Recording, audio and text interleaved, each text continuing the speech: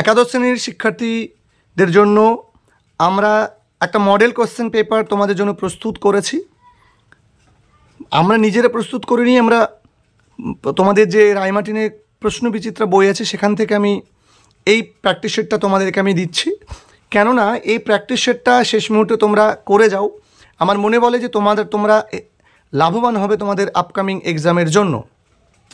প্রশ্নগুলো ভালো করে গুরুত্ব দিয়ে দেখে যেও, এখান থেকেও তোমরা একটা দুটো প্রশ্ন কিন্তু কমন পেয়ে যাচ্ছ। তো চলো আমরা শুরু করি আমাদের মূল ভিডিওটা।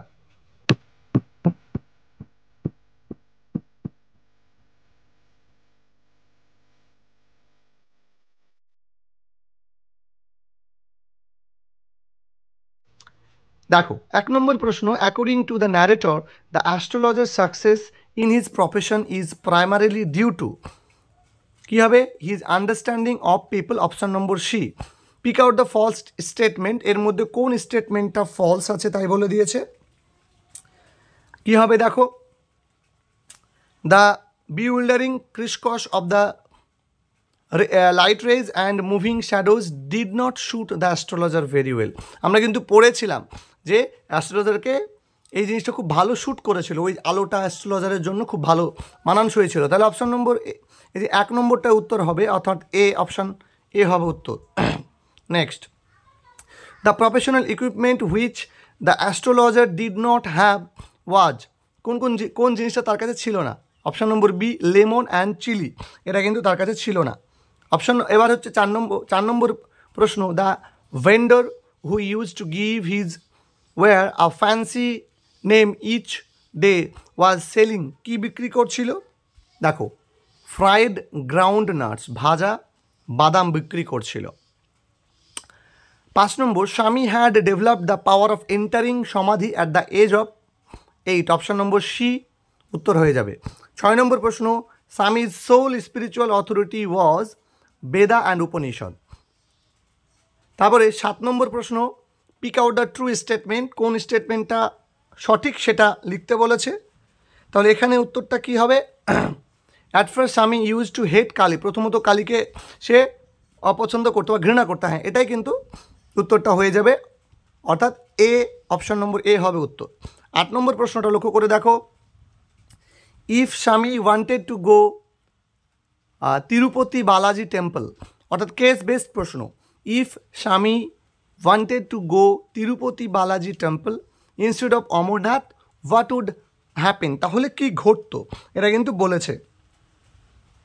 দেখো, he could never experience the simplicity and the closeness of nature, এটা হয়তো সে পেত। He could never get the gift of Amar from lord Shiva, এইটা কিন্তু একটা গুরুত্বপূর্ণ যে হ্যাঁ, যদি সে অমরনাথের টেম্পলে না গিয়ে যদি তিরুপতি বালাজি টেম্পলে যেত, তাহলে কিন্তু তার এই যে লর্ড শিবার কাছ থেকে সে যে গিফটটা পেয়েছিল, অমর এই গিফটটা পেয়েছিল, এটা কিন্তু সে পেত না। He could never meet his daughter sister Nivedita, এটাও কিন্তু নয়, নান অফ দ্য অ্যাবাভ। তাহলে অপশান নম্বর বি হয়ে যাচ্ছে উত্তর। The colour of the tents of pilgrims was, কালারটা কেমন ছিল। অপশান নম্বর ডি, গেরুয়া কালার। 10 নম্বর প্রশ্ন, the cave of Amarnath was discovered by, এটা কে ডিসকভার করেছিল, a party of shepherds. Option number B. Next 11 number প্রশ্ন, everything seems dash and dash in the smokeless air, তাহলে everything seems bright and glittering, তাহলে option number C হয়ে যাবে সঠিক উত্তর। এবার চলে গেলাম 12 নম্বর প্রশ্ন, the river flowing under the Westminster bridge is কী হবে, option number A, river Thames. In his first splendour valley rock or hill, the expression first splendour means, first splendour মানে কি বোঝানো হয়েছে, এখানে কিন্তু মর্নিং বোঝানো হয়েছে, option number A. The person who passes without enjoying the beauty of the city's morning is কী হবে, is dull, option number A. 15 number প্রশ্ন, the bangle sellers are heading towards the temple fair, option number C. The poetess has compared the silver and the blue bangles to, কিসের সঙ্গে তুলনা করেছিল poetess, অর্থাৎ সরোজিনী নাইডু কিসের সঙ্গে তুলনা করেছিল, মাউন্টেন মিস্টের সঙ্গে কিন্তু তুলনা করেছিল, mountain mist. Option number C হবে উত্তর। দেখো আমি এই প্রশ্নগুলো রেখেছি, এই সেটটা দিচ্ছি তোমাদেরকে, তার মানে এই সেটটা খুবই গুরুত্বপূর্ণ প্রশ্নগুলো কিন্তু এখানে আছে। তারপরে দেখো 17 নম্বর প্রশ্ন, the poem bangle seller defines 2, 4, 3, 5 different stages in a woman's life. কতগুলো স্টেজ দিচ্ছে? 3 স্টেজ, অপশান নম্বর সি হয়ে যাবে উত্তর। 18 নম্বর প্রশ্ন, the mythological creature featured in the poem the second coming is, কী হবে? অপশান নম্বর ডি স্ফিংক্স হয়ে যাবে উত্তর। নেক্সট প্রশ্ন 18 number, pick out the true statement, the gaze is blank, এটা তো ট্রু আছে। Mythological creature has the body of a human and head of a lion, এটা কিন্তু রং আছে, তাই না? এখানে ট্রু স্টেটমেন্টটাকে তুলতে বলেছে, তাহলে এটা ফলস আছে। Light drop second, darkness drop second ছিল, এটা হচ্ছে না। স্টোন স্লিপ ওয়াজ কন্টিনিউড, না, স্টোন স্লিপ কিন্তু কন্টিনিউড ছিল না।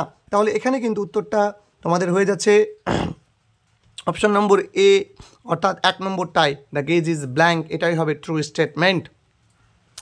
The beast is approaching towards Bethlehem, option number C. 21 number প্রশ্ন, whose children would be the future king as predicted by the witches in Macbeth, কার ছেলে রাজা হবে? তাহলে এখানে কী হবে? Banquo's children, option number B হয়ে যাবে উত্তর। তারপরে the second spirit look liked, দ্বিতীয় স্পিরিটকে কেমন দেখতে ছিল? অর্থাৎ তিনটে উইচেস কী কী ভবিষ্যৎবাণী করেছিল এবং 3টে স্পিরিট কেমন দেখতে ছিল, এইগুলো কিন্তু গুরুত্বপূর্ণ প্রশ্ন, তোমাকে পড়তেই হচ্ছে। তাহলে উত্তরটা কি হয়ে যাবে? উত্তরটা হয়ে যাবে ব্লাডি চাইল্ড, রক্তমাখা শিশুর মতো। 23 নম্বর প্রশ্ন, আফটার ডানকানস মাদার ডোনাল বেইন ফ্লেড টু, মানে ডানকানের মারা যাওয়ার পর বা হত্যা হওয়ার পর ডোনাল বেইন কোথায় পালিয়ে গিয়েছিল? উত্তর হবে কি? অপশান নম্বর এ, আয়ারল্যান্ড। তারপর 24 নম্বর প্রশ্ন, দেখো একটা এখানে কিন্তু একটা চার্ট দিয়েছে, চার্টটাকে ভালো করে পড়তে বলছে, দিয়ে উত্তর করতে বলছে। উইথ বিয়ার্ড, তারপরে বলছে যে 3 witches unearthly creatures are with the skin, 3 উইচেসের বর্ণনা কেমন ছিল, অ্যাপিয়ারেন্সটা কেমন ছিল, এটাও তোমাদেরকে জানতে হবে। কোথা থেকে ফিরে এসেছিল, কে কোন পদে উন্নত ছিল, কার কোন ব্যাপারটা ছিল। শেক্সপিয়ারের এই যে ম্যাকবেথ গল্পে তোমার ম্যাকবেথে যে কেসেল ছিল, সে কেসেলের নামটা কী ছিল? ইনভারনেস। এগুলো গুরুত্বপূর্ণ প্রশ্ন, তোমরা জানো, যারা আমার ম্যাকবেথের ক্লাসটা তোমরা করেছো ইউটিউব থেকে, তারা কিন্তু এটা জানো। আচ্ছা, তাহলে উত্তরটা কি হয়ে যাবে বলো তো? এখানে উত্তরটা কি হয়ে যাবে? যে wild races, option number C 24 number প্রশ্নের উত্তর। আরও যে অ্যাপিয়ারেন্স ছিল তার মধ্যে ওয়াইল্ড রেসেস, তাহলে এটা কিন্তু গুরুত্বপূর্ণ একটা প্রশ্ন। এবার চলে গেলাম আমি 25 নম্বর প্রশ্নে, Iago had deep knowledge of human mind, nature of woman, sport না পলিটিক্স, কিসে তার কী ছিল? হিউম্যান মাইন্ডে, অর্থাৎ মানুষের মন নিয়ে তার ডিপ নলেজ ছিল। The state of Venice needed immediate service from, কার প্রয়োজনীয়তা বোধ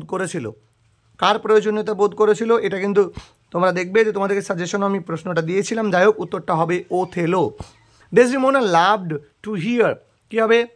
the story of Othello's adventures, option number D হয়ে যাবে উত্তর। 27 number. 28 number, the lawful duke was, lawful duke কে ছিল? লফুল ডিউক ছিল Rosalind's father, option number C. এরপরে দেখো কি বলে দিয়েছে, match the column A and column B, grab, শুন, ডোমেইন অ্যান্ড উ। এই যে এর উত্তরটা 29 নম্বরের প্রশ্নের উত্তরটা, আমি আর ডিটেলস বলছি না, তোমরা অপশান নম্বর এ এই উত্তরটাকে মিলিয়ে নেবে। Orlando's opponent in the wrestling match was, কী হবে? An expert wrestler, option number C হয়ে যাবে উত্তর। 30 নম্বর। এরপরে 31 নম্বর প্রশ্ন, গ্রামার থেকে তোমরা থাকবে, তোমরা প্রত্যেকেই জানো। He sat under the boughs of a spreading tamarind tree which, দেখো এখানে হুইচ আছে, তাহলে ট্রিজের পাশে which flanked a path running through the town hall park. তাহলে এটা কি হয়ে যাবে? এটা হবে অ্যাডজেক্টিভ ক্লজ। এই লাইনটাও মনে রেখো, কারণ এই লাইনটা দিয়েও এমসিকিউ প্রশ্ন সেট হতে পারে। Astrologer day, I was able to understand, I began to comprehend a little, এটাকে জয়েন ইউজিং পার্টিসিপল দিয়ে করতে বলেছে। তাহলে এর উত্তরটা কি হয়ে যাবে? Being able. এই যে অপশন নম্বর বি আছে, being able to understand, I began to comprehend a little. দেখো খুব গুরুত্বপূর্ণ প্রশ্নগুলো কিন্তু আমি তোমাদেরকে দিয়েছি। এবার 33 নম্বর প্রশ্ন কি বলেছে, যে camping took place was incredibly rapidity. তাহলে এটাকে কি করতে বলেছে? দেখো এখানে বলে দিয়েছে ফাইন্ড আউট দ্য জেরান্ড। তাহলে ক্যাম্পিং টুক প্লেস, ক্যাম্পিং এই যে সাবজেক্ট রূপে বসছে, সুতরাং এটা হয়ে যাবে gerund. The mighty heart is still lying still, এটাকে করতে বলেছে মেক ইট কমপ্লেক্স। তাহলে কী হবে? The heart which is mighty is lying still, option number B হয়ে যাবে উত্তর 34 নম্বর। এবারে 35 নম্বর প্রশ্নটা কী হবে? The falcon can not hear the falconer, voice change করতে বলেছে। The falconer can not be heard, the falconer can not be heard by the Falcon.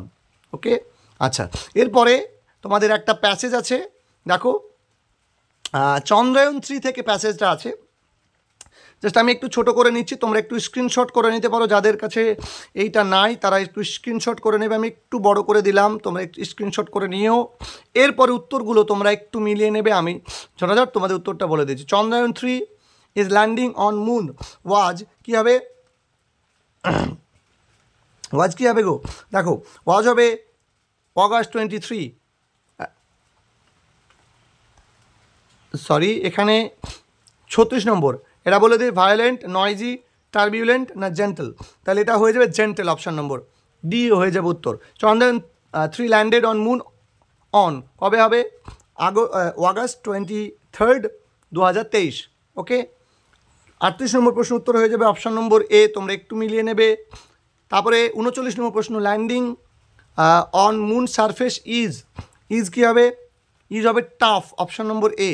40 নম্বর প্রশ্ন উত্তরটা দেখো, arrange the following statement in correct order, correct অর্ডারে এটাকে arrange করতে বলেছে, quite easy, তোমরা প্রত্যেকে পারবে, অপশান নম্বর সি হবে উত্তর, তোমরা একটু মিলিয়ে নেবে।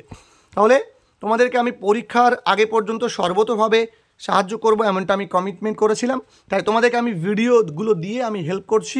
ভিডিওগুলো তোমরা শেয়ার করে দিও, আর তোমাদের প্রয়োজনে তোমরা ভিডিওগুলোকে বারবার করে দেখো বন্ধু, আর ভিডিওটা যদি ভালো লেগে থাকে তোমরা লাইক করে দিও।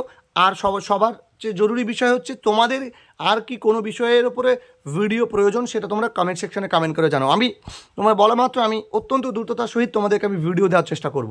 তাহলে তোমাদেরকে আরও একটা সেট আমি আলোচনা করব, সেই সেটটা তোমরা দেখে নিও পরীক্ষার আগে এবং পরীক্ষা দিতে যেও। দেখা হচ্ছে তোমাদের সঙ্গে পরবর্তী ভিডিওতে, ততক্ষণ পর্যন্ত প্রত্যেকে ভালো থাকবে, সুস্থ থাকবে, সুন্দর থাকবে।